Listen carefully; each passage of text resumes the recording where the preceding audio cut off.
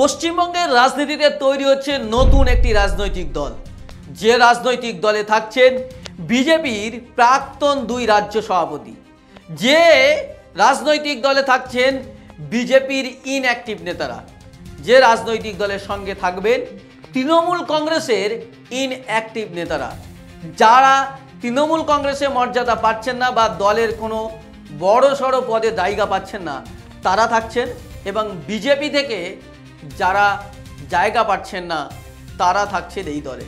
আর এই দল রীতিমতো হিন্দুত্বের জিগির তুলবেন।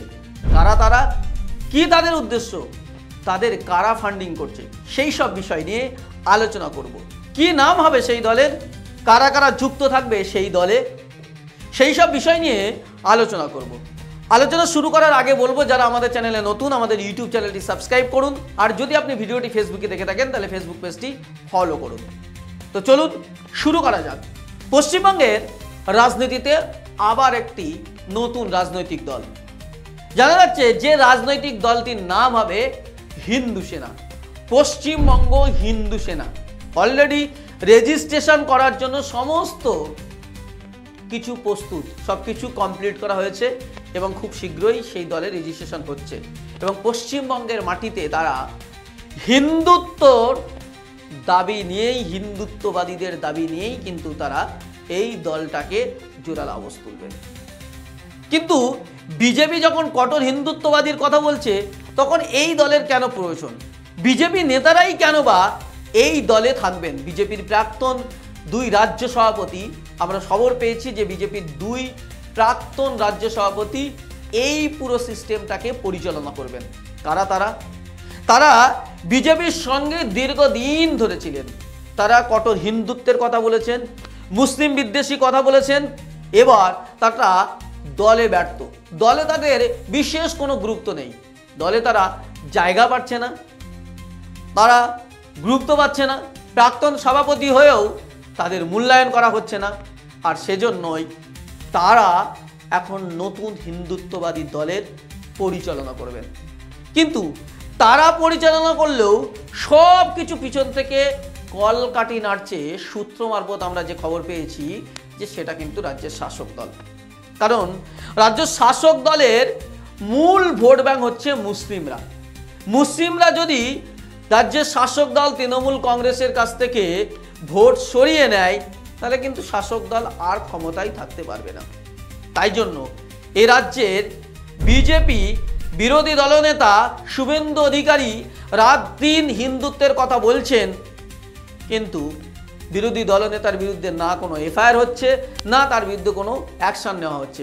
যেখানে বিরোধী দলনেতা শুভেন্দু অধিকারী রাত দিন তৃণমূল সরকারকে হিন্দু বিরোধী সরকার বলছেন, যেখানে তৃণমূল সরকারকে জিহাদিদের সরকার বলছেন, তারপরেও রাজ্যের মুখ্যমন্ত্রী, রাজ্যের পুলিশ মন্ত্রী, পুলিশ প্রশাসন শুভেন্দু অধিকারীর বিরুদ্ধে কোনো রকম ব্যবস্থা নিচ্ছেন না।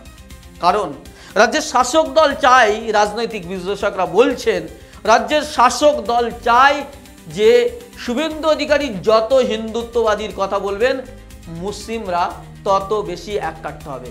আর এককাট্টা হয়ে তারা বিজেপির হাত থেকে বাঁচার জন্য তৃণমূলকে ভোট দেবেন।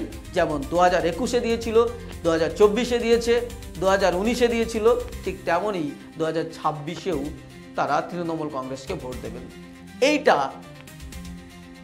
রাজ্যের শাসক দলের মূল লক্ষ্য। কিন্তু শুভেন্দু অধিকারী যেভাবে হিন্দুত্বের জিগির তুলেছেন, সেক্ষেত্রে কিন্তু হিন্দুরাও অনেকটাই এককাট্টা হচ্ছে, মানসিকভাবে তারা তৈরি হচ্ছে। মনের ভিতরে মুসলিম বিদ্বেষ এবং হিন্দু প্রেম, হিন্দু ঐক্যর যে মানসিক চাহিদা, সেটা রীতিমতো শুভেন্দু অধিকারী তৈরি করতে পেরেছেন। এবং সেটার জন্য যদি সব হিন্দু আবার এককাট্টা হয়ে যায়, তাহলে তাও কিন্তু বিজেপি রাজ্যেই ক্ষমতা চলে আসতে পারে। সেখানে রাজ্যের শাসক দল যারা রয়েছেন, তারা তো ক্ষমতায় আসতে পারবে না সব মুসলিম ভোট এক জায়গায় হলেও।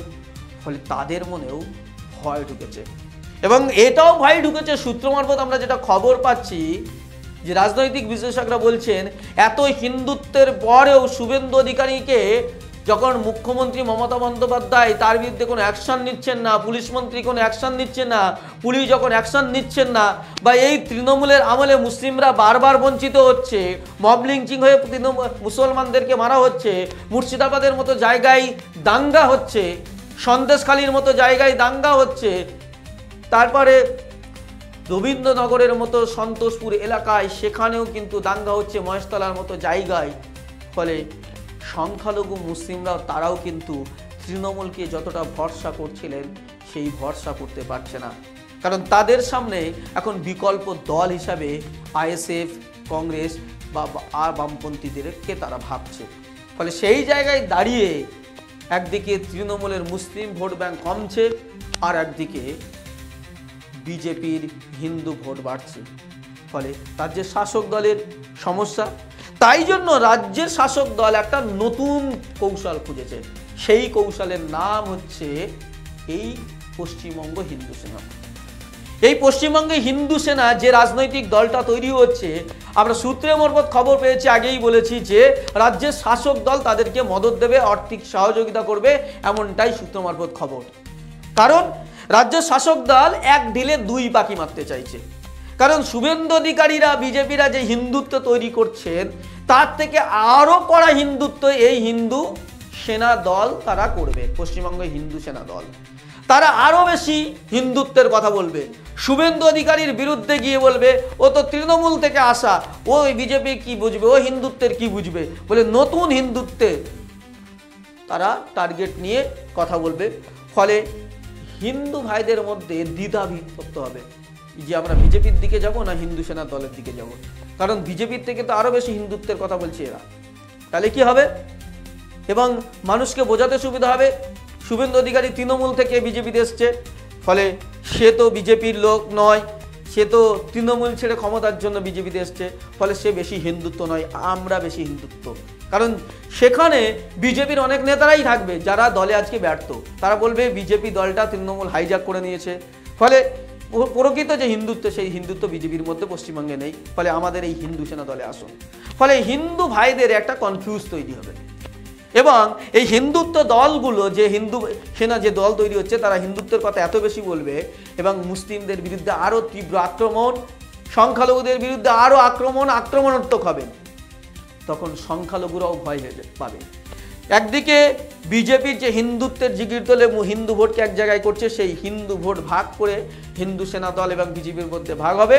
এবং মুসলিমরা যে বিজেপির জুজু দেখার পরে শুভেন্দু অধিকারীকে গ্রেপ্তার না করার জন্য এবং মুসলমানদেরকে বঞ্চনা করার জন্য তৃণমূলের মধ্যে যে রাগ ছিল, সেই রাগটা তখন উঠে যাবে। তখন তারা ভাববে মুসলিমরা যে এদিকে বিজেপি, এদিকে হিন্দু সেনা দল, এরা যদি আবার সব ভোটের পরে এক জায়গায় হয়ে যায়, আমাদের অবস্থা খারাপ হয়ে যাবে। ওর থেকে তৃণমূলকে সমর্থন দিই, তৃণমূলকে আমরা কিছু না অন্তত ঝামেলা থেকে বাঁচতে পারবো, এই বলে তৃণমূলকে ভোট দিই। এইটা রাজ্যের শাসক দলের ভাবনা, রাজনৈতিক বিশ্লেষকরা বলছেন। আর সে কারণেই এই হিন্দু সেনা দলটা তৈরি করা হচ্ছে। তাহলে একদিকে বিজেপির যে হিন্দুত্ববাদ, যে হিন্দু ভোটগুলো এক জায়গায় করার চেষ্টা করছে, সেটাকে দুই ভাগে ভাগ করা হবে।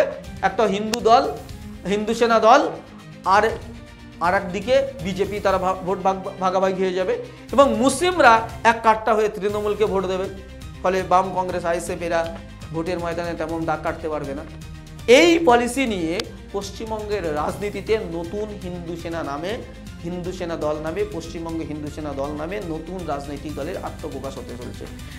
যে দলের মধ্যে বিজেপির প্রাক্তন নেতারা, বিজেপির বাদ পড়া নেতারা, বিজেপির ইনঅ্যাক্টিভ নেতারা জায়গা পাবে, আর কিছু তৃণমূলের নেতারা সেখানে যাবে।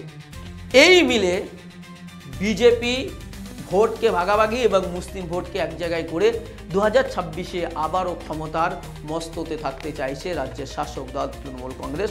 আর এই জন্যই নতুন পলিসি করে এই হিন্দু সেনা দল আসতে চলেছে পশ্চিমবঙ্গের মাটিতে।